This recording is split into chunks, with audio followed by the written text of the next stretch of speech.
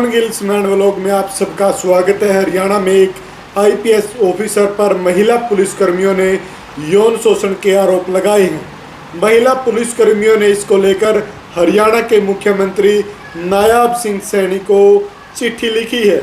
यह चिट्ठी social media पर वायरल हो रही है। इस पर 7 महिला पुलिसकर्मियों के साइन भी हैं।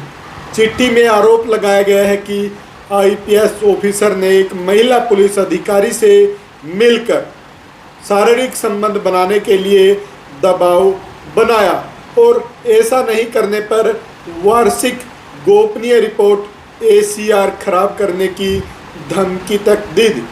महिला पुलिसकर्मियों ने घटना के बारे में महिला डीएसपी को भी बताया, लेकिन उन्होंने कहा कि आगे बढ़ना है तो यह सब करना पड़ेगा।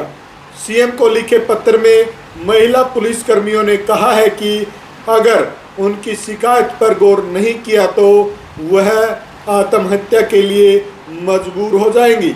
वायरल चिट्ठी पर भाजपा के प्रदेश अध्यक्ष मोहन लाल बड़ोली ने कहा है कि एसपी पर लगे यौन शोषण के आरोपों की जांच की जा रही है। वहीं आरोपों पर आईपीएस अधिकारी से बात की गई तो उनका कहना है कि चिट्ठी में जिसके नाम है वह सभी कह रहे हैं कि यह हमारी ओर से नहीं लिखा गया है। इसके लिए मैंने फिर भी इंक्वायरी के लिए रिक्वेस्ट की है। इंक्वायरी होने के बाद सारी चीज़ें सामने आ जाएंगी। डीजीपी को मामले से अवगत करवा दिया गया है। जो महिला पुलिसकर्मी एसीआर खराब होने का जिक्र कर रही हैं वह खुद इन चिट्ठी को लेकर मना कर रही हैं। जब तक यह लेटर वेरीफाई नहीं हो जाता तब तक कुछ नहीं कहा जा सकता। इसकी जांच जारी है। मैं एक महिला पुलिसकर्मी हूं और अपना काम ईमानदारी से करती हूं। मेरे ज़िले में तैनात आईपीएस अधिकारी सुंदर महिला पुलिस कर्मचारियों पर गंदी नज़र रखते हैं। एसपी की पत्नी और बच्चे बाहर रहते हैं। एक दिन महिला थाना की एसएचओ मुझे अपने साथ एसपी आवास ले गई। उस वक्त कोठी पर गेटमैन के सिवा कोई नहीं था। सर और एसएचओ मैडम ने कहा कि रसोई में जाकर चाय बना लाओ। जब मैं चाय बनाकर बाहर आई तो मैडम रूम में नहीं थी। जैसे ही मैं सर को चाय देने लगी तो उन्होंने मेरा हाथ पकड़ लिया, मेरे साथ ज़बरदस्ती करने लगे। इसका मैंने विरोध किया और ज़बरन कमरे से बाहर आ गई। जब मैं कैंप ऑफिस के बाहर पहुंची तो मैंने देखा महिला एसएचओ मैडम वहां बैठी थी। मैंने मैडम को अंदर की बात बताई तो वह भड़क गई और कहने लगी अफसरों को कोऑपरेट करना पड़ता है।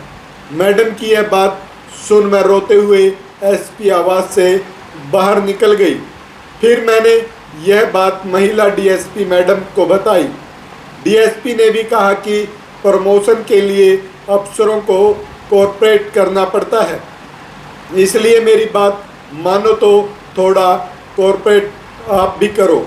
इसके बाद देखो तुम्हारा प्रमोशन पक्का और उसके बाद तुम रुपयों में खेलोगी। यह बातें सुन मैं ऑफिस से बाहर चली गई। इसके बाद महिला थाने की एसएचओ मेरे पीछे पड़ गई और मेरी एसीआर खराब करने की धमकियां देकर मानसिक रूप से टॉर्चर करने लगी। सीएम सर, मैं एक बेहद गरीब परिवार की लड़की हूं। आपकी भाजपा सरकार में मैं ईमानदारी से बिना किसी रुपयों के नौकरी लगी हूं। इसलिए नहीं कि पिता और बड़े भाई के समान अफसर हमारा यौन शोषण करें। माना मैं गरीब हूं लेकिन इज्जतदार परिवार से हूं। अगर अफसरों ने ऐसी हरकत बंद नहीं की तो मैं आत्महत्या के लिए मजबूर हो जाऊंगी। एसपी सर के इस घिनौने काम में डीएसपी से लेकर एसएचओ मैडम तक शामिल हैं, जो कर्मचारियों को प्रमोशन का लालच देकर ऐसे काम करवाने के लिए मजबूर करते हैं। एसएचओ के लिए पुलिस अधिकारी के साथ नाजायज संबंध हैं और एसएचओ ने एक गिरोह बनाया हुआ है जिसमें कई युवतियां शामिल हैं। यह अमीर घर के लड़कों पर फर्जी केस दर्ज करवाते हैं और फिर लाखों रुपए लेकर समझौते करवाते हैं। इस खेल में एसएचओ, डीएसपी और एसपी तीनों मिलकर काम कर रहे हैं। इससे हर महीने करोड़ों की कमाई करते हैं। अगर आप इन पुलिस अधिकारियों की संपत्तियों की डिटेल निकलवाएंगे तो सब कुछ क्लियर हो जाएगा। एक विधवा कांस्टेबल पर एसपी सर का दिल आया हुआ है।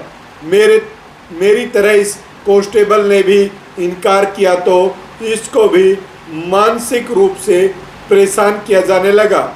इस बारे में विधायक को भी बताया। विधायक ने एसपी को कहा कि यह मेरी बहन है।